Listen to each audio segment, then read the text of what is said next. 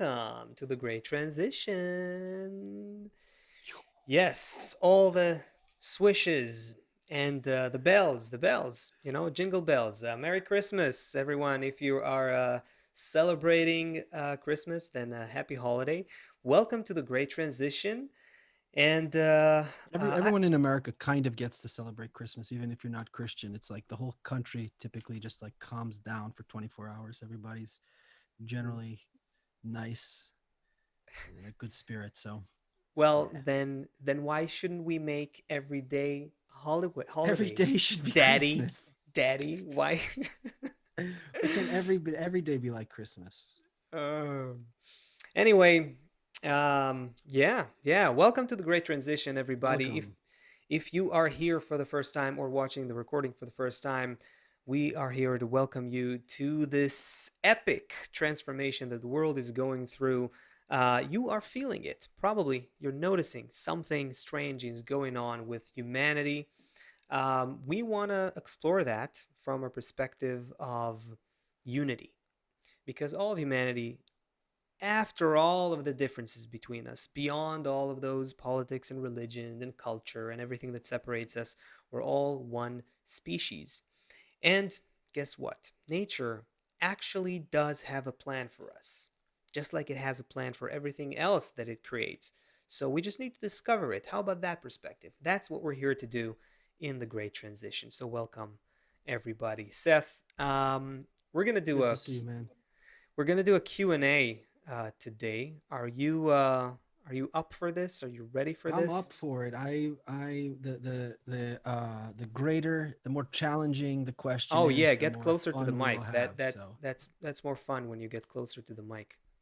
Oh, okay. So the more challenging the questions are, the more fun we'll have. Oh, good. Mancini has questions. I see. And Jetsi is here. Hello from the Netherlands. And hi, Stacia and Noah in Puerto Rico, and Lucinda and Spencer. Spencer, by chance, if you're related to Jesse, if your sister is Jesse, let me know that that's you. Hey, Julie and Kiko and Egypt and everybody. Um, Yeah, we have more people here on a bunch of channels now right now watching. So you're all invited to send all kinds of questions for discussion for today. We're gonna really try. It's a challenge for us, but we're gonna try to kind of move between topics and not spend too much on one particular thing, just in order to try to cover as many questions and topics as possible. That's kind of our goal today. So let's see if that works out. Okay, yeah, that's a challenge also.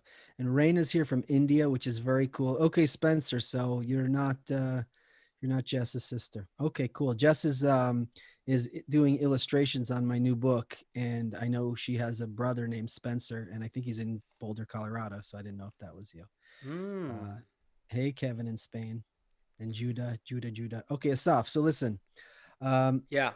sometimes depending on someone who's been with us for a while, they get a better picture of who we are and what we're doing here. But if someone just tunes in a little bit here or tunes in a little bit there, they might think that we're like, straight up hippie communist, like run on the beach naked, like free everything for everyone. And then on the other hand, they may think that we're like very much like Trump supporters and, you know, and like the fake media and freedom Yeah, and yeah, all. yeah. This is a question we get in all kinds of ways. In all So yeah, shapes and flavors. In all shapes and okay. flavors. Are you guys So communists or are you not? Are you socialists? What's the deal with you? What are you trying to say? Yeah. yeah, so basically, in short, the question that I've seen a bunch come up, and I'm going to pose it to you first, is where do you guys stand? Are you left? Are you right? Are you socialist? Are you capitalist? What are you? Hmm. Where do you guys stand on these things? Ooh. I would start from you are right to be confused. You're right to be confused because we're neither, to be honest. We're neither this nor that, but we are I would say, and help me out here. I would say we are very much in favor of unity. But what is unity? Unity in what sense? How can unity actually happen? The thing is that unity done wrong leads to destruction. Unity done wrong leads to, uh, Joseph Stalin. yes, fascism, Nazism, communism in its I'm sure you worst. know this Uh, because you're the more intelligent of the pair here, but fascism, the whole body has this thing called fascia. I'm sure you know it, like connects, it's the oh, like hubs, or tissues, connective tissues, or something like that. connective tissue. Yeah. So fascia means like connecting everything. We think Right. of fascism as something that's negative, um, Yeah. but really, objectively, fascism just means that everything is connected. Right. So, but done wrong, every time it's been done wrong. So therefore, we associate. I think probably even Nazism also had communism. I don't know about Well, Nazism, but communism comes from commune. community, When you think of community yeah, to community. to Yeah, commune. Yeah, sure. Nazism also, national socialism. Essentially, it's about the nation becoming one society. So this highlights the problem. The problem with these ideologies is that the ideal, the ideal before it gets into practice, right? Be with us here. The ideal is beautiful. Of course, you'd like an ideal society where everyone's together, everyone's for each other, we're all one thing, everyone is with each other. But, and as we said, it's even embedded in the words behind these ideologies. But the problem is when you start implementing that. So we are in favor of the ideal, but not how it's implemented. I would say the problem is that when you try to implement unity, just break down the left and the right, and maybe the benefits of each. Why sometimes it sounds like we're left, sometimes it sounds like we're right, and sure, actually where sure. we are. So I would say that that ideal of equality and some egalitarian society, unity of all people, going beyond all the differences between us, that you could say is probably an idea you would hear more on the left. So in that respect, it sounds like that's kind of what we're saying in many ways. On the other hand, ideals like maintaining your individuality, your individual quality, nationality, freedom, your own independent agency and your own pursuit of happiness in the world. These you can say are more right-leaning kind of ideals. And other times when we talk about these things, sometimes it sounds like we're more on that kind of side. So here's the thing: the problem is that in order to create unity, if you just try to create unity between people, by people, you'll have to use force. You cannot just have people come together and unify.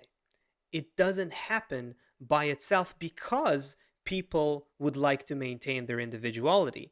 And so what you end up with is using force, hence communism, fascism, Nazism, and that leads to horrible destruction and suffering, as we've seen before. So the kind of unity that we're trying to advocate for, if you want to use that word, is unity that's done not by us trying to make everyone the same, uniformity, conformity, eliminating our differences. No, we need to bring nature's unifying force into the social reality. Unity without the force of nature, unity, when people try to do unity without nature, that leads to destruction. When people try to connect with nature, it becomes this kind of a metaphysical thing. What we're saying is the unity between Okay, people. hold on. You Yeah, just said it, but you just glanced yeah. over it really quickly. So just lay out the two pieces again. Unity, if you yeah, just lay out those two pieces you just said it again.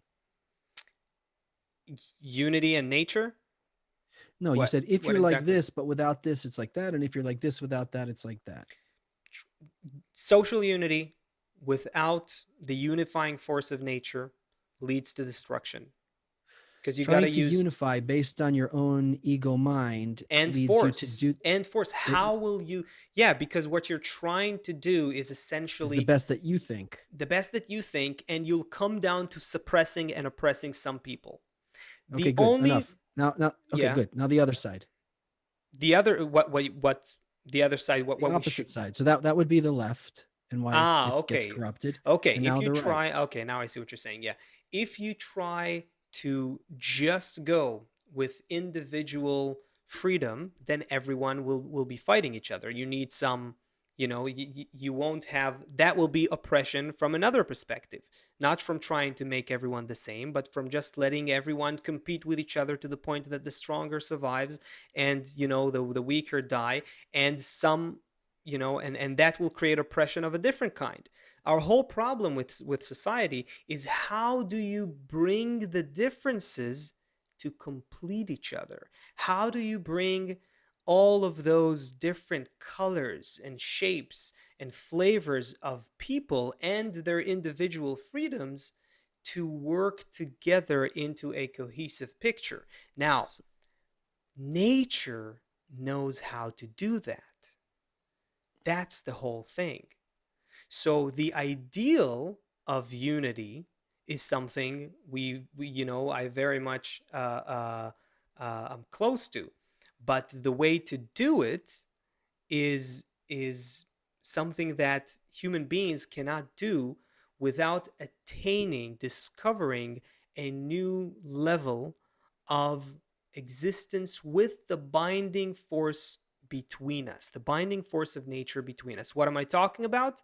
It's the same force that binds together the birds, the fish, the bees, the ants. They're all driven to work together to complete each other instinctively by that Right, force so of nature. they don't know where they are in the grand scheme of things. Like these ants don't know that they're more the communist ants, and these ants don't know that they're more the capitalistic ants.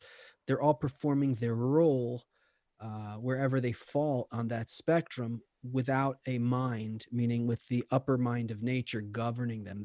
Then comes along us, this protein which arranges itself beyond ants, and some of us are more on the communist kind of side, more on the left side, and some of us are more on the right side. But then we became conscious of ourselves instead of nature being, Yeah, instead so of feeling that the nature's operating on us, we feel that we're operating on ourselves. And I realize I'm coming through the speakers and not my headphones now that I hear the background noise. Has it been a problem yet? so Uh, while you put on your headphones, I will say that that's all we need to do. We need to achieve this unity through the binding force of nature consciously.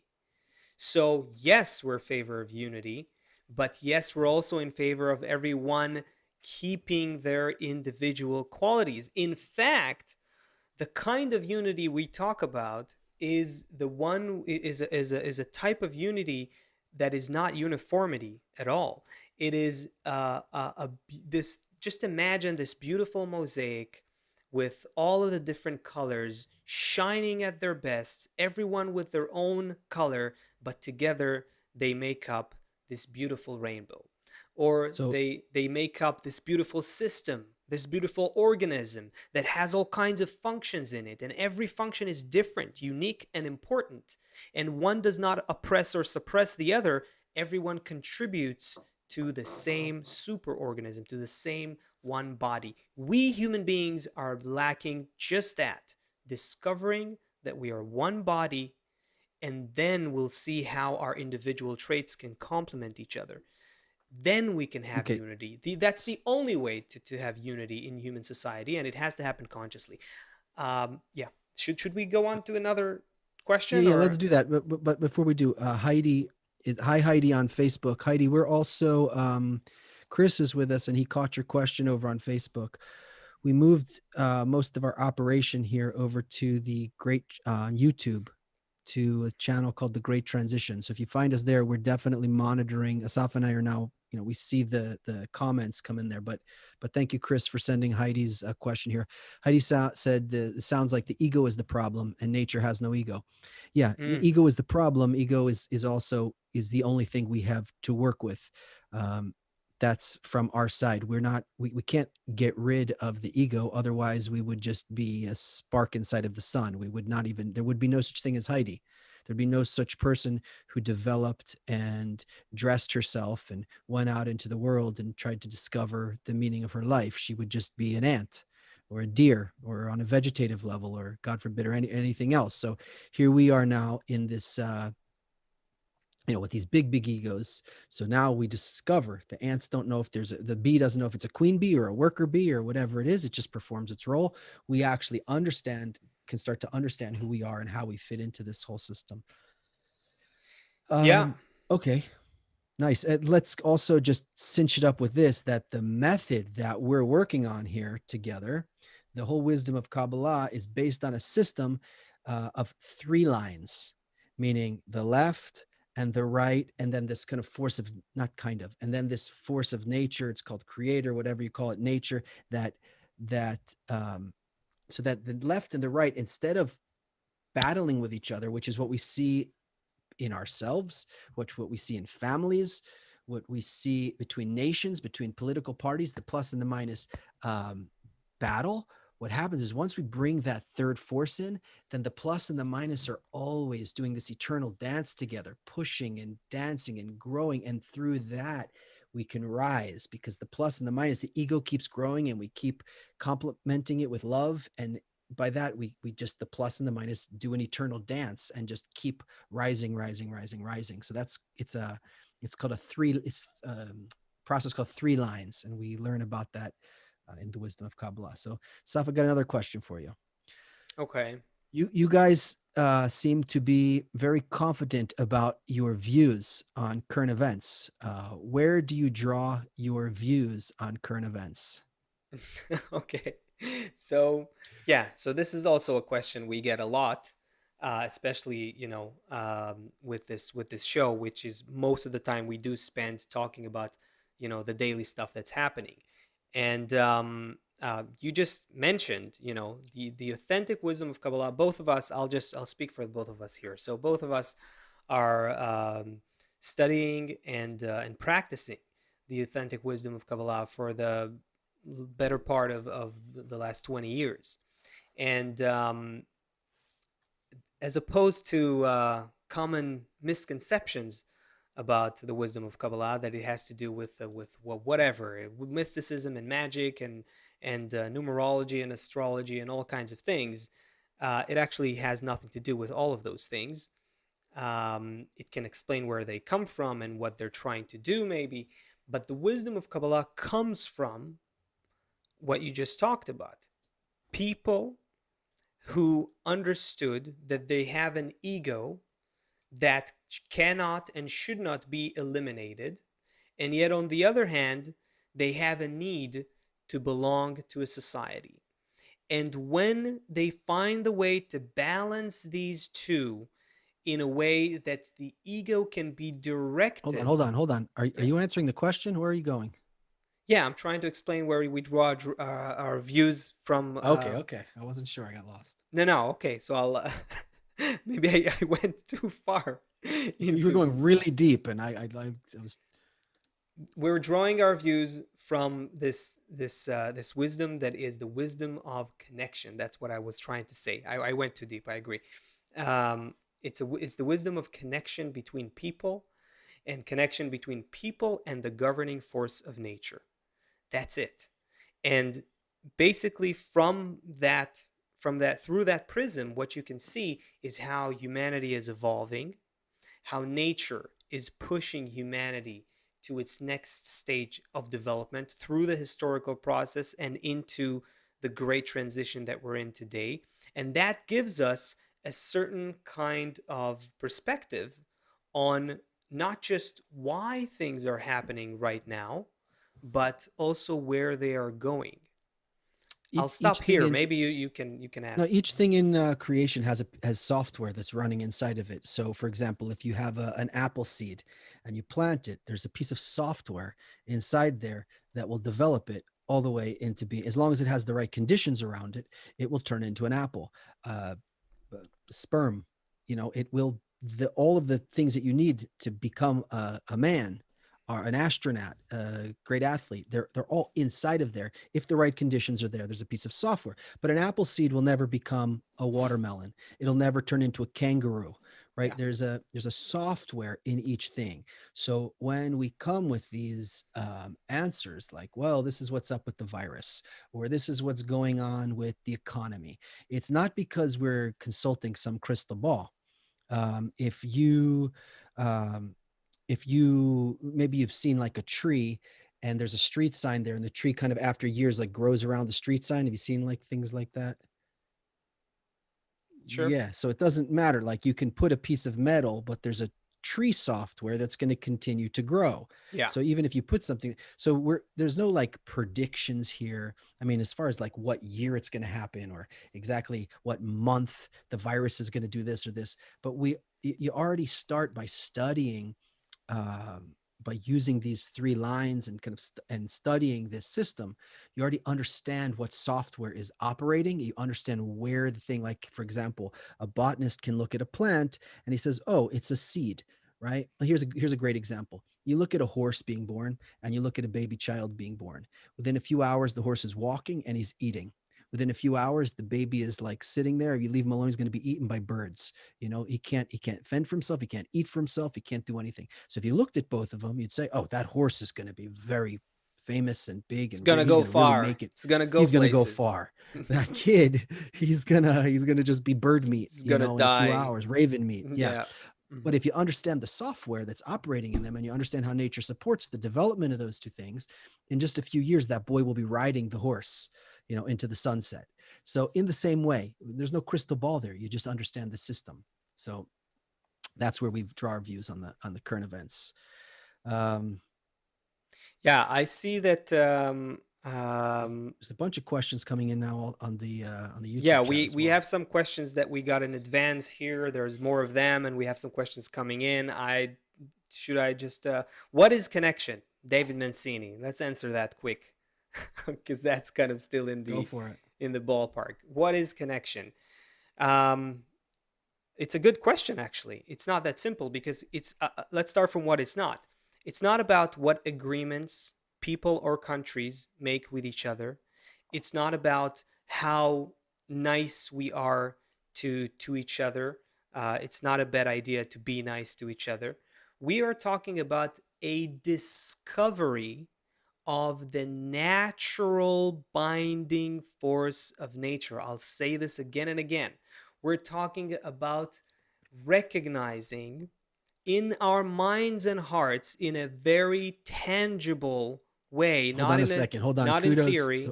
Yeah. Kudos to Need to Know, who just anticipated your answer and wrote discovery of where one fits into the grand scheme.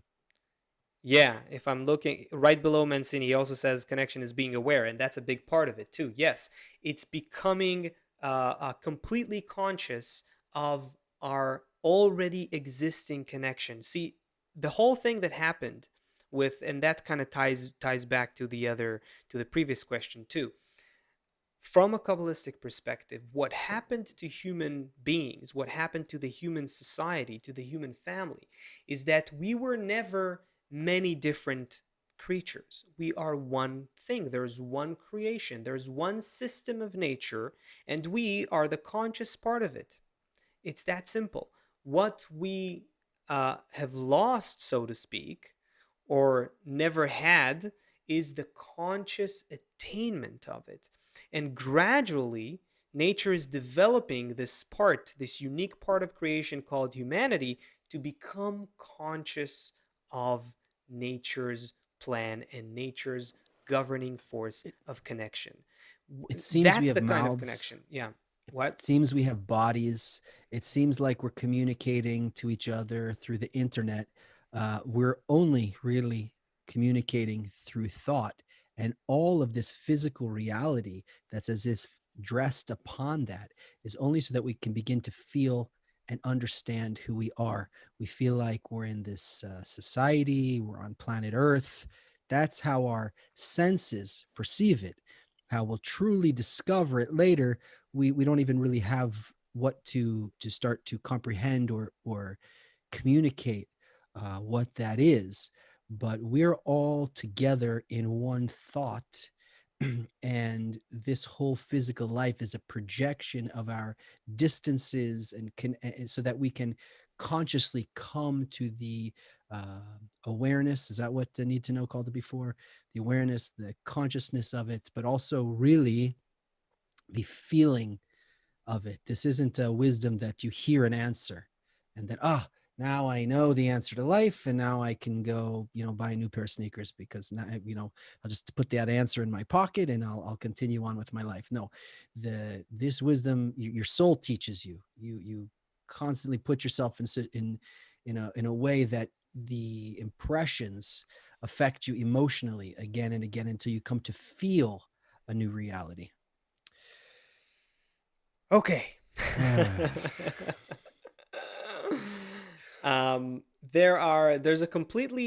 There's a set of completely other questions okay, that go.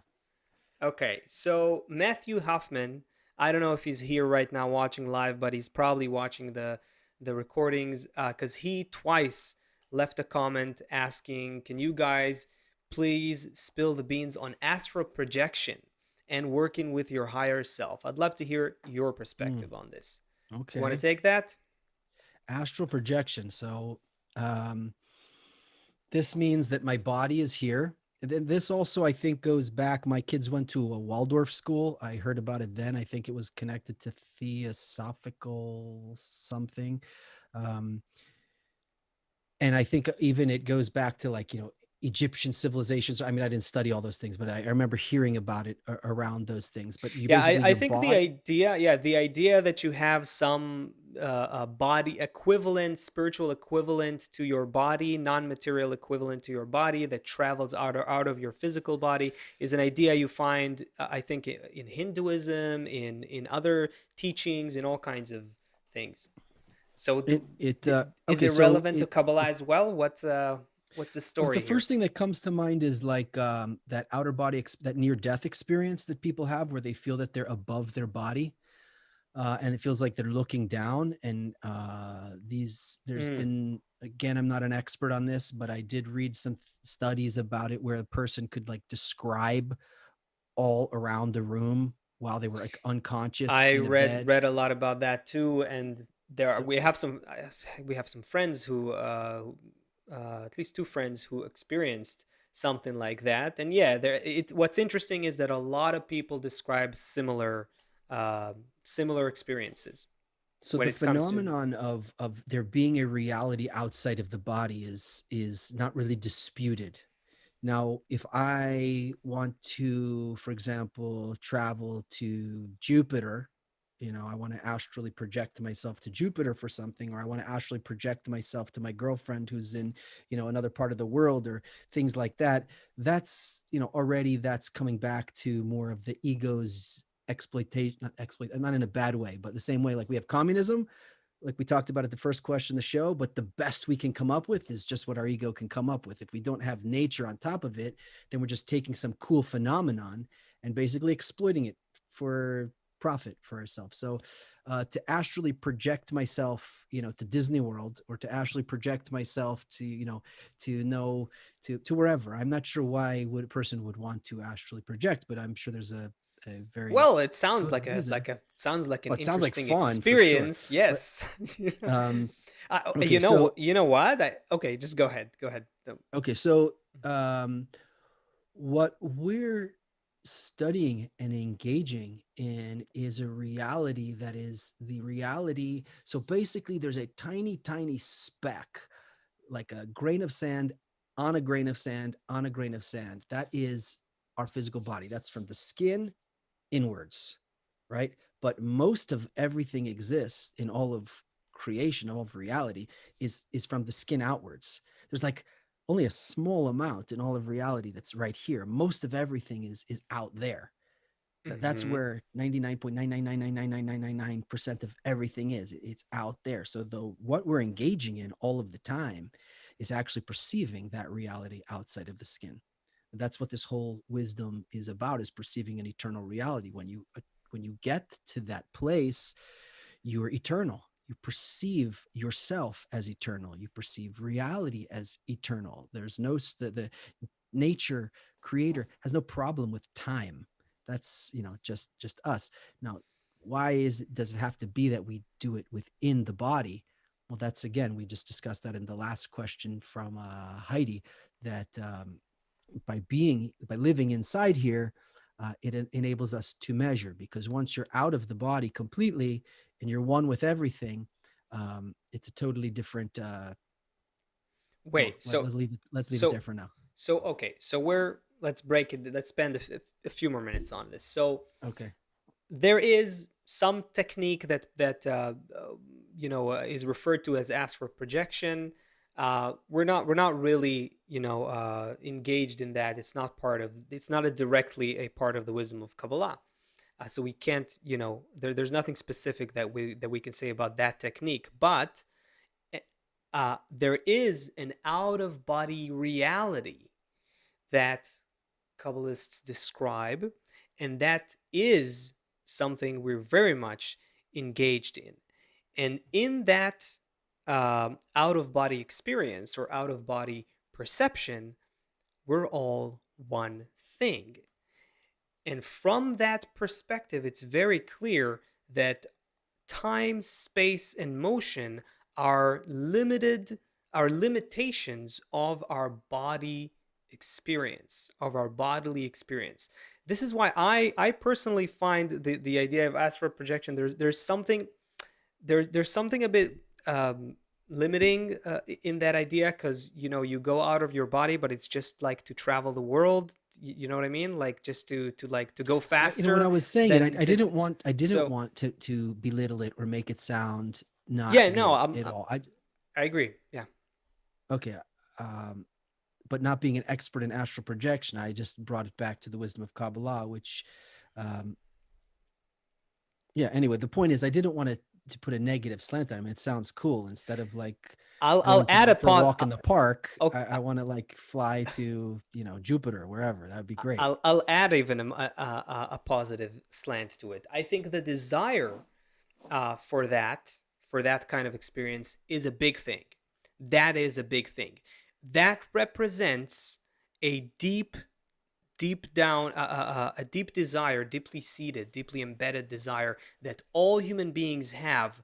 Most of humanity, however, are just not very detached from it, not connected to that desire. So people interested in things like astral projection, that unique desire that we have as human beings to understand where we actually exist and explore where we came from, is what gives birth to these ideas and to these desires. And from a Kabbalistic perspective, it's very clear that all of us are interconnected points in a single system. And that system is beyond time, beyond space, beyond motion. It's the essence of humanity. This is an entity that is something we can refer to as a collective entity, a collective soul, if you will, a collective desire, to be more precise about it. And when you think, when you have thoughts or desires like, oh, I want to get out of my body, and travel somewhere I've never been before, Or just stop the suffering. or stop the suffering, or get or be above the limitations of time, space, and motion. That desire to find your eternal existence, to find a higher existence, to get to be freed from the limitations of the body, is a very real desire.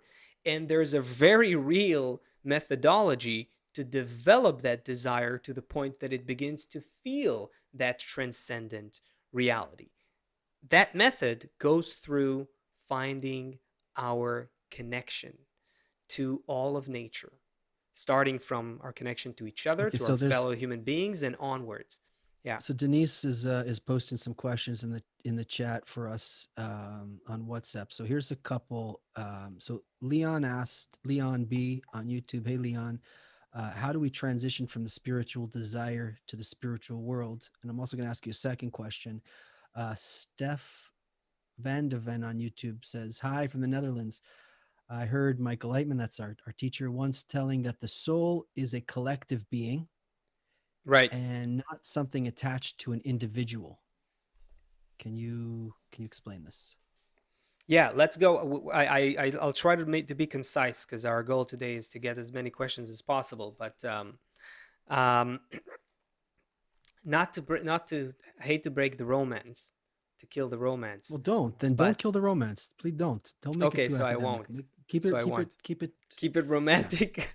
yeah. Please keep me interested No, I'll keep you interested. in my emotions, not just my mind. Okay, we are all one thing. Okay, You, I'm with you. you, and me, and who's here? I see Kevin James and Leon and Need to Know and Patricia and David and Noah and a bunch Raina. Yetzi, Raina, a bunch more people. Raina says she Sharon. loves it when you go deep. So she says, I learn when Asaf goes deep. Okay, well, sometimes it goes too deep into other areas that are not the question. um, so all of us are one thing. Okay, we are one indivisible thing. All of nature is one thing. Now, discovering your soul means discovering that entity of oneness from a unique perspective. Okay? So you cannot be an individual part. There is no such reality in reality. It only appears to us through our broken perception, our egoistic perception. We think there's me in the world, there's me and other people, there's me and the forces of nature, there's different people, different political parties, different views, different, you know, but it's all one thing from the perspective of nature itself. When you begin to feel that oneness, that means discovering your soul. So you're actually discovering the collective soul, but from a unique perspective. And so In all people in humanity, just one more, they essentially discover the same collective soul if they actually rise above to that perception. It's not like you discover a certain, your own soul and you're in your own world, and he discovers his soul in his own world. Everyone discovers, just like today, we're in a world, right? What's happening our corporeal reality is just a very crude version of the whole of reality. It's a replica. It's a very I don't have the word, like not sharp, blurry, super blurry version of the true reality, but it's still the true reality. Right now we're in a single world, we're all in a collective reality. That's what happens when you start sharpening the picture, when you go through this blurry picture into a more clearer understanding and feeling of reality. You start seeing, oh, we're all one. We're just one thing. We're all connected. We all live in a collective entity you can call the collective soul of mankind. Kabbalists have a name to it. I won't get into technical Kabbalistic terms, but that's what you discover. So that's the meaning of discovering the soul. Okay? Now I can break the romance. You don't have a soul. You too, Seth, you don't have a soul either. I save it don't for have another show, would you? okay. We don't have an Save it for individual the, soul. Now I had to just lay that. Okay. Um, uh, where do we go from here? yeah, Let's. I don't know where to go from here. um, Mancini wants to know if the Earth exists. I don't know. Maybe he's on another planet. I never met him in person. He says he's from Quebec, but it could be a movie set. no, but I think, look, Leon is kind of on board with this, kind of reflecting that I think we said something clear, according to the questions that is adding here. Okay. Okay, while Um, you're looking for, you got something? maybe. Okay. Try me. So Need to Know at some point suggested that we talk about the meaning of visions and prophecies. You wanna delve into that? Maybe I just want say, you to delve into that. okay, all right. So I'll be very very short this time. I promise. there's no I fortune don't believe telling. you. There, there's no time me. There's no fortune telling in the wisdom of Kabbalah. There's no crystal ball, like you said earlier, where we can, see the occurrences of this world. There are, however, laws of nature.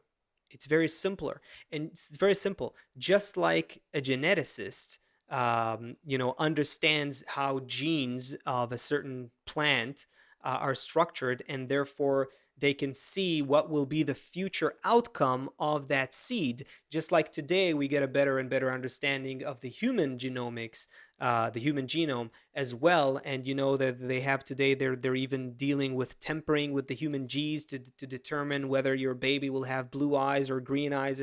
There's all kinds of things like that. So there is an understanding that there is a blueprint, right? There's a blueprint in for everything in nature. Why don't we think that there's a blueprint for the collective development of the collective species that is humanity? Kabbalists are tapping into that blueprint, and they understand what's happening in there. So that means, Through hold on a sec. Through yeah, using, I'm just going to bring everything to yeah, coalesce everything by learning about the three lines that we spoke about earlier. And then by tapping into this thing called the soul, which is a perception outside of our five corporeal senses, then we arrive to this thing that you're discussing right now. yes. And then you can prophesize what's going to happen. But it's not really, prophecy is just a word that was maybe, misused, today, maybe misused, but in ancient times, or kabbalistically speaking, that it had a different meaning. It simply meant an attainment of the deeper laws of nature hidden from our five senses, which you attain through coming out of your ego and into the collective entity that is humanity, and seeing how it's developing. And from that perspective, from that attainment, you can say humanity is going towards a more advanced state of connection. But the ego is going to have to grow before that. So that means that humanity is going to have to scatter across the globe. That means that more different individuations, like differences in language and cultures, are going to have to develop. That means that afterwards they'll have to connect in a new in a new globalized way. And then you can say, globalization needs to occur, for example. But you don't know exactly, what company the stock, how the stock market will rise, and at what percentage on what day. That's not the kind of prophecy that is, that we're talking about here. I promise to be short. I don't know if I, Okay, there. yeah. Um, we have friends here with us from England, from Massachusetts, from the Netherlands, from Utah, from DC, Puerto Rico, Egypt, Cairo, from India, Spain, Brazil, California, Norway, and Great. probably more Puerto Rico I saw as well. So Angel Ramirez on YouTube says, can someone get closer to the oneness and the truth from any religion or spiritual path? So Angel, Great. yeah, what we're doing here, um, anybody, we're only, if we're doing a good job, we're only talking about the laws of nature. Hey Mary, I saw Mary just arrived. Hello. uh, if we are doing a good job here, we're only talking about the laws of nature, not the laws of nature. Well, yes, the laws of nature that we can discover with our five senses, but also the laws of nature that we start to be able to perceive once we start to open up these books that we study and get into this wisdom. Now, anyone from any part of the world coming from any religion can study that wisdom and learn it. uh, I don't know if that's your question. Is your question, can anyone from any background come and study this, come and learn this, come attain this? Yes. uh, if the question is, can anyone partake in any of the 3,000 religions or methods that are out there and also reach it? uh, Probably after a few thousand lifetimes, I mean, everyone will eventually figure out what's going on. So I guess that answer is also yes. But if your answer is, can anybody come to the wisdom of Kabbalah from any religion or any spiritual path and start to study this and advance, the answer to that is yes. And um, you know, the greatest Kabbalist, who adapted the wisdom of Kabbalah to our generation and wrote a lot about the Great Transition. And we call it the Great Transition, this great transformation that humanity is now entering into this new era of discovering our oneness. He mentioned that you, all religions, belief systems can stay. That's not even a problem. It's not like that we will learn how to not be in conflict, because our unity will be deeper than customs and cultures and religions and mentality. It'll be based on our natural being, interconnectedness that's embedded into our being. It's deeper than that. You see what's happening here? That's where we're going. It's also interesting, and I'll just throw something here without opening it, that if you go deep enough, probably into um, every religion, you will find some kernels, some seeds of that oneness that the wisdom of Kabbalah talks about as well. But let's not open that up just now. So, I'm just going where through the chat. There's a lot going on over there. yeah, where are we going here? Where where are we going? There's I a want to answer something from David since he asked so many questions here, okay. but I'm trying to. I saw some earlier ones. I don't know how to get back to them though. He said something earlier like, what made you like say yes to this wisdom? Like that you I don't. I'm trying to find the question. Like, how did you land on this and figure this is it?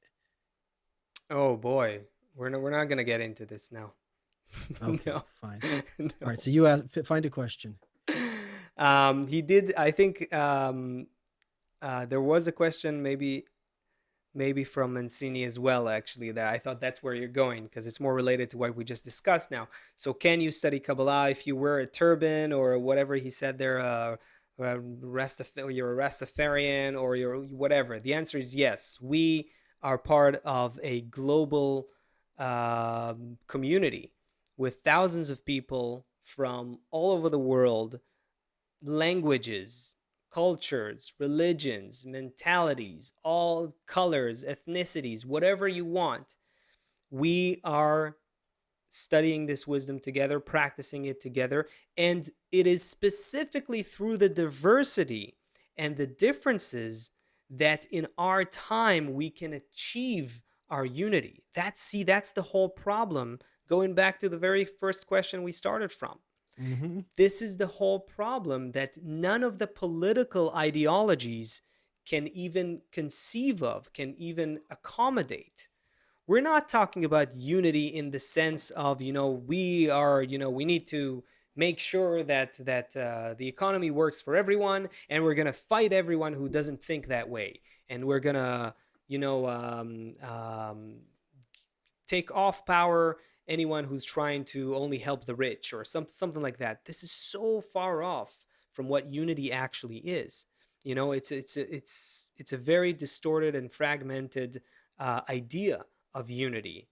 The kind of unity that we're talking about is where, specifically through the difference and resistance that human beings have towards each other, that makes room for the consciousness, the newly created consciousness, to be created consciousness of unity. Someone asked earlier, so the ego is the problem. The other levels of nature don't have ego. The birds flock together, and the sheep and the fish and the ants build these amazing colonies as if they have a collective mind because they have no ego. Yeah, but with human beings, we need to achieve unity despite the ego, to cover our ego with unity. So we take our differences and embrace them. We will, when we do that, when we'll begin to actually work on it, and it's work, It's not just going to happen magically. People are going to have to consciously work on themselves, work on connecting to each other. It's going to have to become embedded into our education, into our culture, into the kind of messages that we relate to each other through media, social media, mainstream media, whatever. We're going to have to go through a very drastic change of consciousness, the great transition, right? That's what we're going to have to go through. Human beings are going to become aware that we are being pushed by nature to act on our unity, to By the way, consciously work on it. Yeah. when is the 31st? Next Thursday, we're going to have a panel here. Yeah. We'll have Ronan, we'll have an economist, we'll have Norma around media, But we we'll need have to we need Tal to around clear psych. to make sure that they're coming first. Don't we'll have guests. Let's We just will. think. So, We'll but have you're guests. talking Yeah. about these things that we need to go through, and 2021 is going to be, um, 2020 is was like the opening of a new chapter for us, and it's not going to come December 31. And well, what a year 2020 was. You remember in 2020 with the virus and then Mhm. all those things, and now we just went back to our life. 2021 is, um,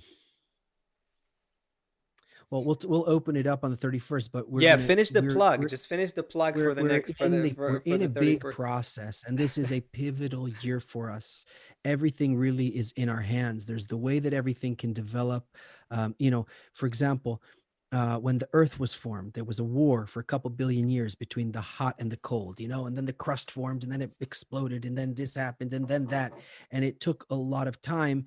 Nobody would be jealous of anybody who was alive during that time, living in a hell on earth, right? But after it comes, then our earth is a nice place to be. So right now, there's a war between these forces, between, for example, I'm just going to use very mundane words, between the East and the West, China and the US, between capitalism and communism, between, how many divorces, between Democrats and Republicans. There's a lot of wars. We can go through them for a few dozen years, maybe even a World War III and a nuclear war, and maybe even more than that, a fourth world war. And then, everyone will understand and we'll get along well together. But we're not rocks. We're not fire. We're not lava. We have the human mind and the human heart. We have friends all around the world now. We can go through by doing this, by using these three lines, by using this method. We can take this positive and negative force, the plus and the minus, the Republican, the Democrat, the husband and the wife, the East and the West. We can take all of these forces and learn how to create them in a unity together. And when we do that, we don't have to everything doesn't have to turn into war on our skin, war in our physical lives. That's how we advance. That's the whole purpose of what this all is. Yes. Yes. Amen to that. And just to finish the that plug for the 31st. So on the 31st, the last day of 2021, we're going to have a special show, maybe a longer show. We'll keep you posted.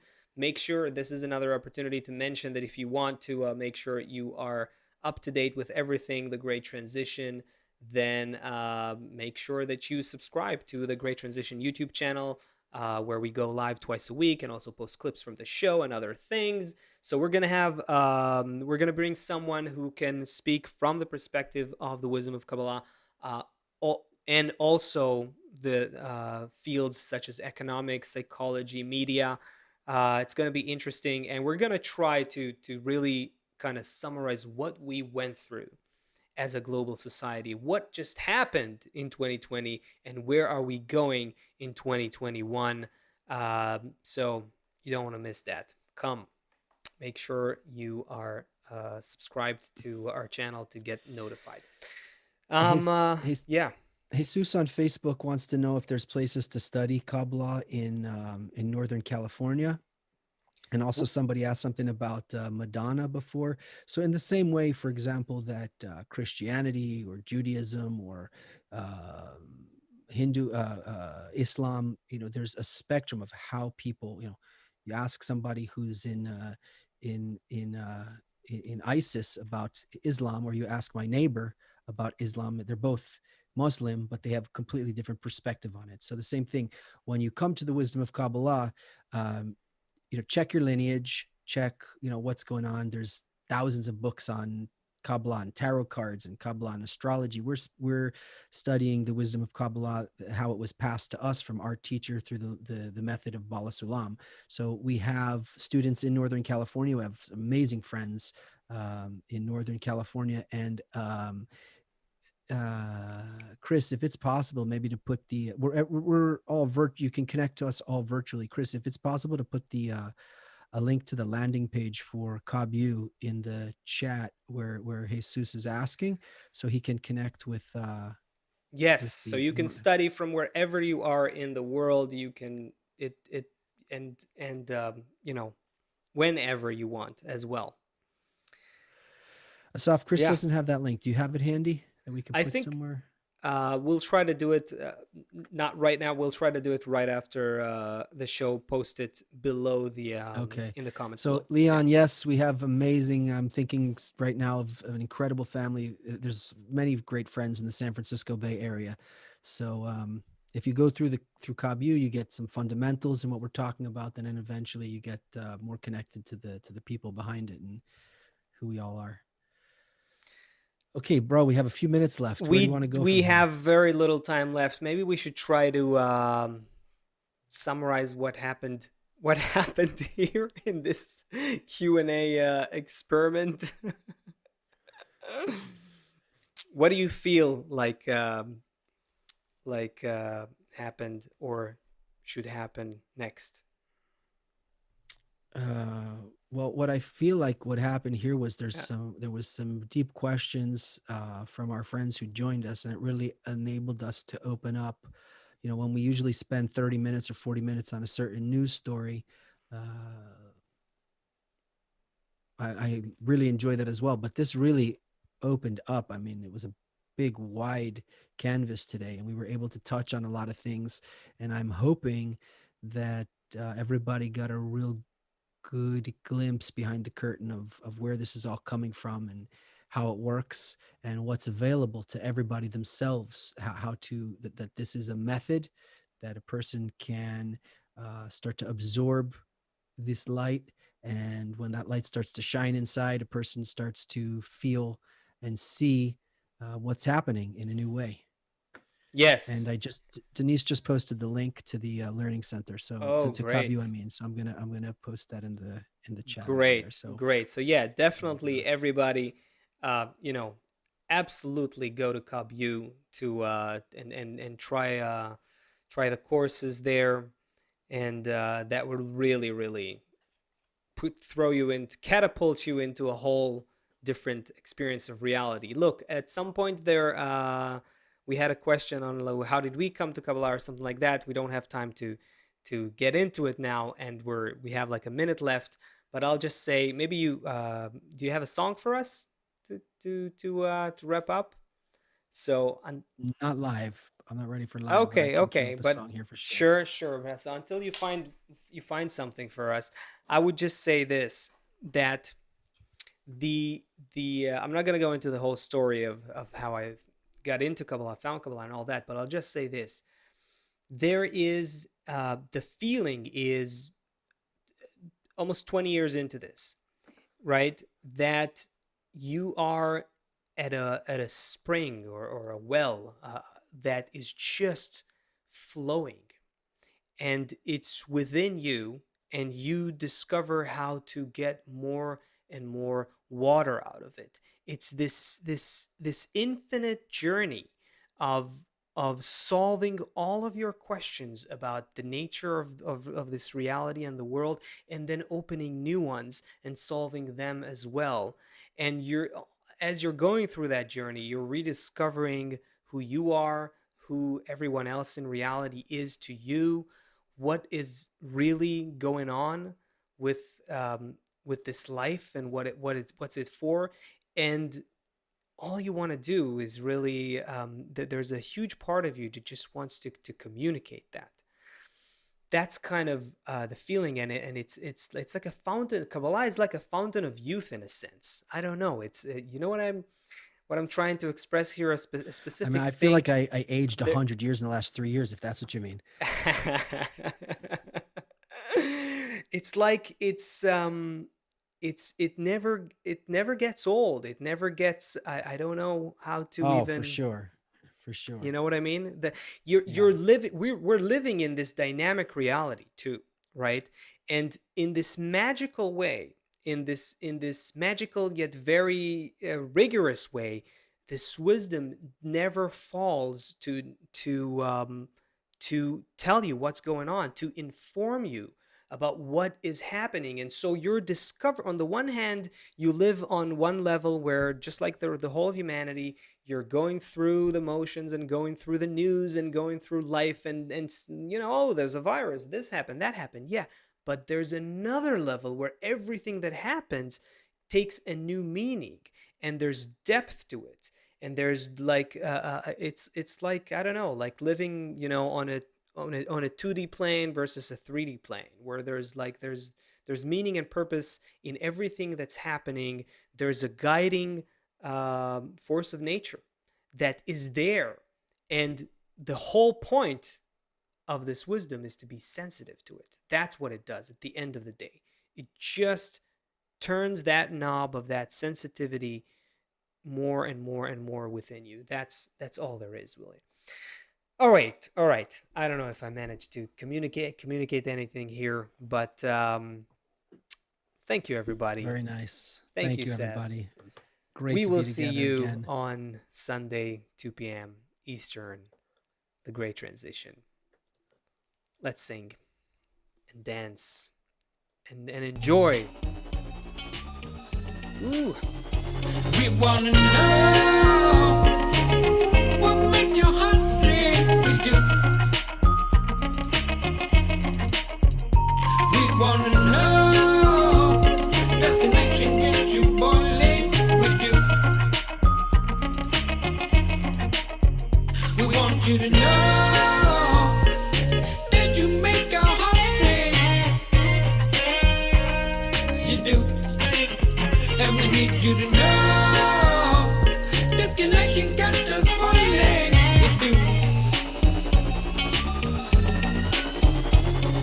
We come to tell you of the future. Each is loved by one and all. We spend our days doing good to others, and we all come to be as one. We wanna know, do we make your heart sing? We do. We wanna know if we can sing this love song to you. We want you to know that you make our heart sing. You do. And we need you to know we sing this song to bring joy to you. We are living in a world of love. We are singing all in one song of love. The reason for living